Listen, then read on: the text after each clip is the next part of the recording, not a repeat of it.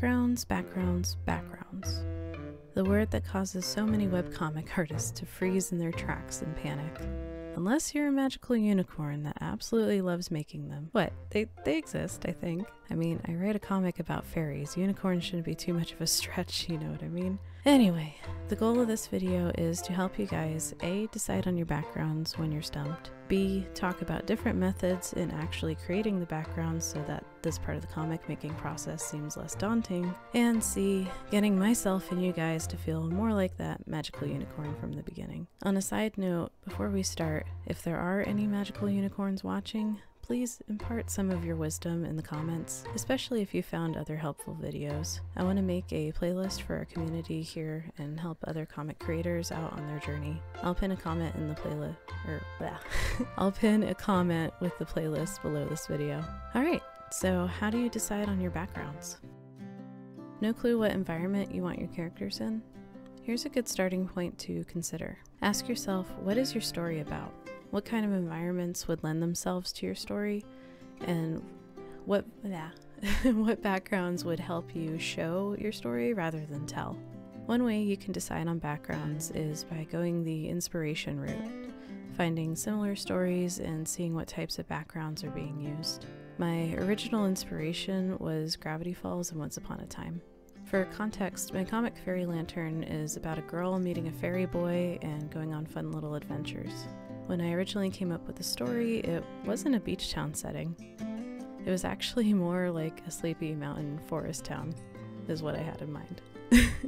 But I had only really been to sleepy towns like that once or twice in my whole life so far, so it was actually really challenging to figure out that one. It stumped me for quite a while before I ended up just scrapping the idea of that environment entirely and going the other route.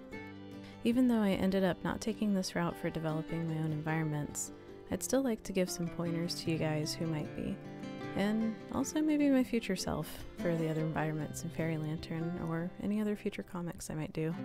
Some good jumping off points for going the inspiration route is to see if those inspirations have their own behind the scenes info. For example, there might be a behind the scenes look at your favorite movie that you're pulling environment inspiration from. Maybe in that beside the scenes. I can't read. I need more coffee. Maybe in that behind the scenes segment, the director might talk about a set location or where they shot the movie to help get you some ideas for your own environment. If it's not live action, maybe they talk about places in real life that they base the environments off of. And then basing it off of that info, you can go to Pinterest or Google Street View to find more references that way. The other route you can go is the play to your strengths route. In my case, after giving up on the inspiration route, I decided to pull from my own experiences. Being a Florida native, I grew 5 miles. Being a Florida native, I grew up 5 miles from the ocean and would often visit beaches along the coast with my family and friends. A lot of these beach towns were still pretty sleepy when I was growing up, so it still fit part of my initial vision of the kind of town I wanted my characters to be in. The only difference was that I had actual experience to pull from this time around, so I could go on Google and pull up images and street maps from the towns that I had visited and begin building an environment from there. Building a visual reference board and mood/color board. Regardless of which route you take, building a reference board will help you keep things organized and visually consistent. I don't know if it caught the cat meowing. That's funny. Shush, Roo! My gosh. Start small and work your way big. For my story, I started with Regan's grandparents' house. Since a good chunk of the story will revolve around that house, I'll have plenty of background work to do there. I looked for a bunch of houses based off of the sleepy Florida beach towns I had been to. For visual references, I found that Pinterest is a great place to put a lot of ideas together. If your story is set in a modern-day setting or based off of real places, Google Street View is also really amazing for that. For my own comic Fairy Lantern, I used Google Street View for places in Florida, like Amelia Island, Fernandina Beach, Sanibel Island, St. Augustine, Flagler Beach, and Key West, to pull visual inspiration from. I eventually decided that I really liked the little row houses in Key West to base my comic's main house on. So then I found my next little hurdle. There were plenty of pictures of the outside of these little houses, but not too many on the inside, which was a major bummer. I was stuck for a little bit before finally having a small epiphany. What types of websites show off interiors of houses, and sometimes even full floor plans? Real estate. Duh. Going on sites like Zillow and Redfin made it super easy to look at row houses in Key West and find a ton of pictures of all sorts of floor plans. So if you're designing any if you're designing any sort of house setting, if it's modernish, I'd recommend trying this method. And finally, if you're in the area or able to travel to a location for inspiration, I would also go take a ton of pictures and videos with your phone or camera. Go full tourist mode. Be ridiculous. As a quick tip, if you're planning on using photos as a direct reference, either by tracing over them or photo bashing them or painting over them, shoot the same picture at many different angles, including a bunch that are at your chest level. Not eye level, chest level. I can't remember where I found that bit of advice, but it's been mega helpful when drawing my character walking down the street, and the angle of my reference is already really close to the angle I was planning on drawing the scene. It just makes life a little easier. I use the main house in my comic as an example, but this can work for other settings in your comic too, such as streets, restaurants, hotels, coffee shops, the beach, forests, college campuses, and more. So, we've decided on some backgrounds. How are we actually going to draw them? So, my current method is to just draw studies of the places and elements that I like about each of my photo references. For example, I really liked the layout of Flagler Beach, where it has a main street that leads straight to the ocean with a pier that's a short ways down on A1A. But I wasn't as much of a fan of the buildings along the main street, and I definitely liked the architecture of the buildings on Amelia Island more. So I did a few sketches of the architectural elements of the buildings on Amelia Island and decided that that was what my main street could look like. And then I really liked all the oak trees with the Spanish moss that are all around St. Augustine, so I pulled more inspiration from there. Some other methods to build your backgrounds. 3D models. I know a lot of webcomic artists I know a lot of webcomic artists go this route and can still make the 3D stuff blend in really well with the character art. As far as 3D programs I've seen people use, there's Clip Studio Paint's asset library, there's SketchUp and Blender, and then also there's Acon 3D, which seems pretty popular.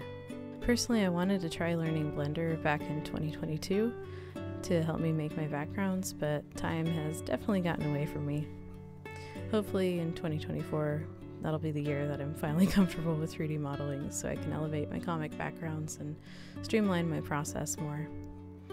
But if it isn't, I plan on using these other methods I recently thought about.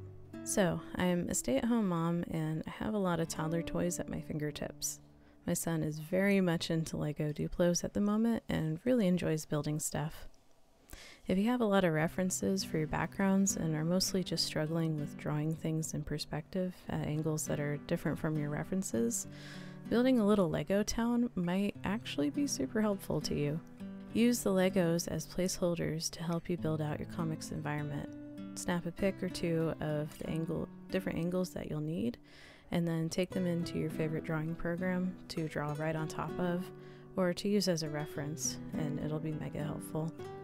I also recently realized that I had my own solution for drawing cars.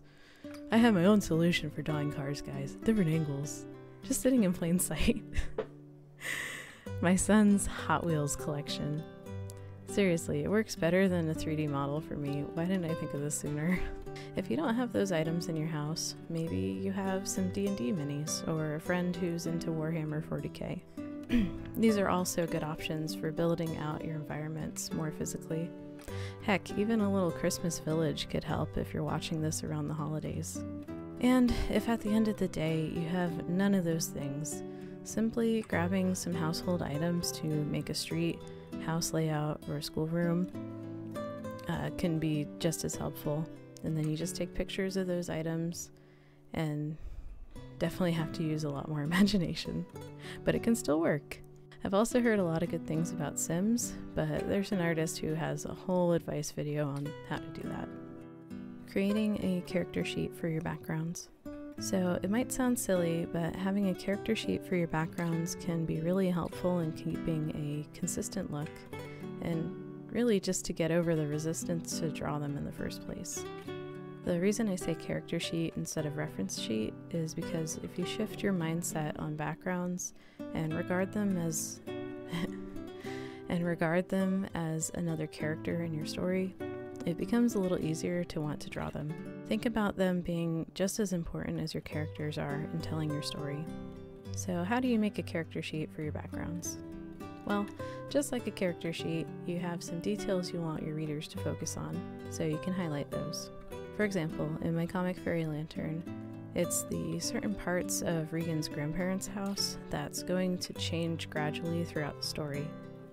It's the neighborhood she walks through, the beach, and currently the main street that runs through the center of the town. Now, I don't need to make a character sheet for every scene or angle, but having a general idea of each area can help me draw it and keep the process smooth. Which, if you know from my other videos, I'm a stay-at-home mom with not a whole lot of time to dedicate towards making my comic, so I do have to try and keep the process as efficient as I can, without taking the fun stuff out, of course. You'll also want a color palette as a guideline so your comic backgrounds can stay consistent. This can be based off the main character's color palette, like I've done with Regan, or you can use toned down colors and then put a filter of just one of the colors from your characters over it to pull the whole thing together. I would also suggest maybe drawing some little, like, crudely drawn floor plans to just kind of help map out things in your head better. I've seen a lot of videos talk about how that's like a really easy way to make a background, is just to draw it with a floor plan first. And if this sounds overwhelming, you can also just keep the character sheet in your head and not on paper, and just pull stuff from your reference boards and the actual main character's color palette. I tend to do that a lot instead of making physical sheets, but I definitely recommend doing the physical sheet because I have lost count of how many times my character sheets have saved me, and I can totally see background reference sheets being a lifesaver. Some bonus tips for drawing backgrounds. If backgrounds aren't your thing, you can always do an establishing scene shot and then go for color blobs after. Every panel doesn't need to have a fully drawn background, just the ones that matter. You'd be surprised how much your readers can fill in the gaps. Just give them a little reminder here and there of where the characters actually are. I hope these tips helped the idea of making backgrounds seem less daunting, and that you're on your way to becoming a magical background drawing unicorn.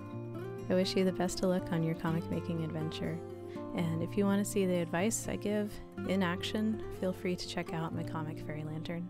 Thanks for watching. Bye!